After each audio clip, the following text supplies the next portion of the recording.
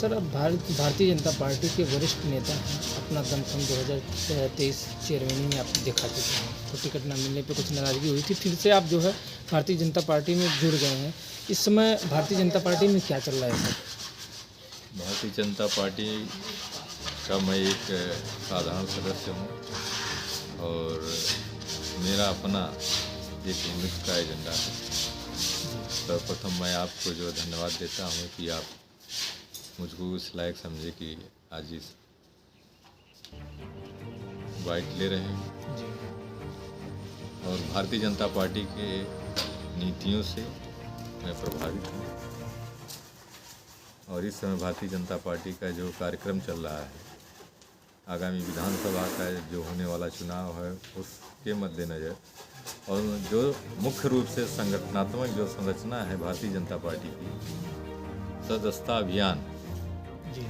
10 करोड़ का लक्ष्य था, लगभग पूरा होने के कगार पर है और लक्ष्य पूरा होते ही भारतीय जनता पार्टी के संगठनात्मक संरचना, राष्ट्रीय अध्यक्ष, प्रदेश अध्यक्ष, क्षेत्रीय अध्यक्ष, जिला अध्यक्ष, मंडल अध्यक्ष, बूथ अध्यक्ष सबका चयन होते हुए ये सारी प्रक्रियाएँ पूरी हुई। सर, आप वरिष्ठ नेता हैं, पूरे अनुभवी हैं, परिपक्व व्यक्ति हैं और गांव समाज से आप आते हैं, लोगों के विचार को देखते हैं और दुख सुख में हमेशा आप तत्पर खड़े रहते हैं। सर, एक चीज़ बहुत देखने को मिलती है कि पीड़ित परिवार जो है, सरकार की मंशा है कि क्राइम को एकदम ख़त्म करना है उनको, लेकिन जगह जगह थाना पे, तहसील पे देखा जा रहा है कि पीड़ित लोग कभी थाने के चक्कर लगा रहे हैं, कभी तहसील का चक्कर लगा रहे हैं, काम उनका हो नहीं पाता। कभी भारतीय जनता पार्टी के लोगों के यहाँ जाते हैं तो कुछ लोग कहते हैं कि हमारे यहाँ सदस्य कार्यकर्ताओं की चलती नहीं सर। ऐसा नहीं है, कार्यकर्ताओं की चलती है और भारतीय जनता पार्टी की नीतियों, जितनी भी नीतियाँ चल रही हैं वो ज़मीन पर दिखाई देती है। अपराध मुक्त प्रदेश इस समय हमारे महाराज योगी आदित्यनाथ जी हैं, जो प्रदेश के मुख्यमंत्री हैं और जो आज 7 सालों में, 7.5 सालों में जो मिसाल कायम किया है अपराध समाप्त करने की कगार पर है कि अपराध मुक्त प्रदेश होगा, अपराधियों में भय होगा, वो दिखाई देता है, परिलक्षित होता है। कहीं न कहीं ब्यूरोक्रेसी अपनी मनमानी, अपनी मोनोपोली चलाने के लिए हमारी नीतियों को प्रभावित करता है, भारतीय जनता पार्टी की नीतियों को प्रभावित कर रहा है। इससे हम लोगों की छवि थोड़ा बहुत प्रभावित हो रही है। ऐसा नहीं कहा जा सकता है कि नहीं प्रभावित हो रही है, लेकिन फिर भी उस पर हमारे प्रदेश के संगठन के लोगों का और हमारे मुख्यमंत्री जी का निगाहें जमी हुई है। आगामी विधानसभा भी हम लोग जीतेंगे और हमारी सरकार बनेगी निश्चित। सर, योगी आदित्यनाथ जी कहते हैं कि माफियाओं को मिट्टी में मिला दिया जाएगा, क्राइम एकदम ख़त्म कर दिया जाएगा।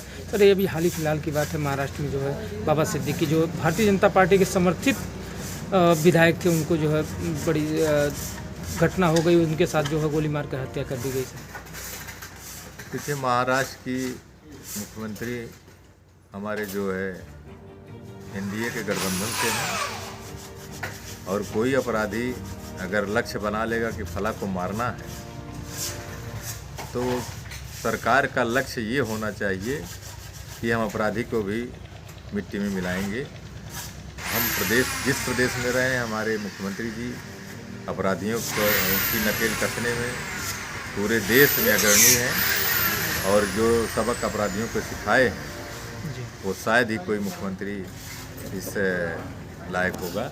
लेकिन हम तो कहेंगे, हम लोगों को भाई एक गौरव महसूस होता है कि ऐसे मुख्यमंत्री हम लोगों के जीवन में आए हैं और जो दिखाई दे रहा है कि अपराधी डरा हुआ है और डर करके यहाँ से या तो पलायन कर गया है या तो भगवान के हाथ धार गया है। सर, आप कह रहे हैं या तो देश छोड़ दिया या तो भगवान को प्यारा हो गया, ठीक है, लेकिन बाबा सिद्दीकी हत्याकांड में नाम आ रहा है लॉरेंस बिश्नोई का, जो गुजरात के जेल में बंद है। सर, अभी भी वहाँ बैठे बैठे जो है कई कांड कर चुका है और धमकी भी दे रहा है। सर, सबका समय होता है, उसका भी समय है, चल रहा है। जब आ जाएगा झंडे के नीचे तो वो भी समाप्त होगा। लॉरेंस बिश्नोई हो चाहे कोई हो, वो बचने वाला नहीं है जी। ये प्रधानमंत्री जो हमारे हैं, हम लोगों के गौरव हैं, देश के गौरव हैं और अपराध पर भी नियंत्रण रखने के लिए अंतर्राष्ट्रीय स्तर पर जो पहल उन्होंने किया है वह भी दिखाई दे रहा है। भाई आतंकवाद पैदा हुआ है पूरे दुनिया में, तो आतंकवाद में अगर रोक सकने की क्षमता अगर किसी में है तो इस प्रधानमंत्री ने दिखाया है। जी आप बताइए ना, कश्मीर जैसे प्रदेश में जी हर वक्त विस्फोट और तमाम बातें होती थी, क्या आज वो है? जी नहीं, एकदम नहीं। तो जो उदाहरण है वो सामने दिखाई देता है 10 वर्षों में। सर एक सवाल और रहेगा हमारा कि अभी हाल ही फिलहाल में चुनाव हुई हरियाणा और जम्मू कश्मीर में, जबकि एनडीए एक से हरियाणा से चुनाव जीत जाती है, जम्मू कश्मीर से नहीं जीती। इंडिया गठबंधन का आरोप है कि भारतीय जनता पार्टी जो है जब देखती है कि हमारी हारने वाली सीट होती है उसी पर ज़बरदस्ती ईवीएम सेटिंग करके चुनाव जीत लेती है। ये तो विपक्ष का एक जुमला है। उनके वोटर भी इतने समर्थक मजबूत हैं कि जो भी उनके राष्ट्रीय नेतृत्व कहते हैं उसको फॉलो करते हुए, चाहे वो गलत बोलें चाहे सही बोलें, उसको पूरा समाज में उतारने की कोशिश करते हैं, लेकिन वो कभी सफल नहीं हो पाते हैं, जो कि दिखाई देता है चुनाव में। सर अगर इस तरह से ईवीएम में हैक करने की व्यवस्था होती तो हम कोई प्रदेश से हार गए, या अभी लोकसभा का उत्तर प्रदेश में हुआ, हम 43 सीटें विपक्ष ने जीता है, हम 37 पर रह गए, तो ये तो दिखाई दे रहा है। लेकिन कहीं न कहीं संदेह बना रहता है सर कि आरोप लगा रहे हैं कि वहाँ के विधायक और तमाम लोग कि बैटरी जो थी ईवीएम की कहीं 99%, कहीं 97%, ऐसे जो 20-25 सीटें थी जिसमें 99, 95, 97 ऐसा बैटरी चार्ज था, उस पर भारतीय जनता पार्टी के लोग जीते हैं।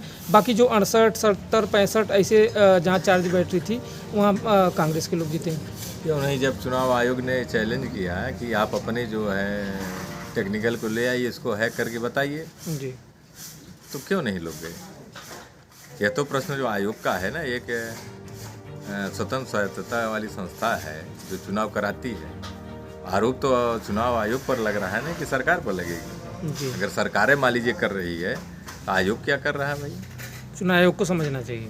चुनाव आयोग ने चैलेंज किया, अभी कोई तो नहीं गया एक बार टेक्निकल। अभी सर महाराष्ट्र में चुनाव चल रहा है, नवंबर में चुनाव तारीखों का ऐलान हो चुका है, क्या तैयारियां चल रही है, कितनी सीट जीत रहे हैं सर? हमारी सरकार बनने जा रही है, अब सीटों का गिनना ये आप लोगों का है।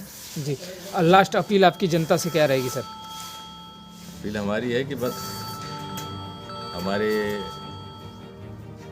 राष्ट्र का गौरव बढ़े और हम हिंदुत्व राष्ट्र की योजना में है, विश्व गुरु बने, यही है।